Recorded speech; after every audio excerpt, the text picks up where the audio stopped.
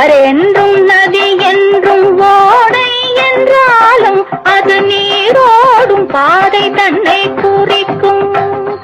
நிற்கும் ஊர் மாறி பேர் மாறி கருமாறி உருமாறி ஒன்றே ஓம் சக்தி என உரைக்கும்.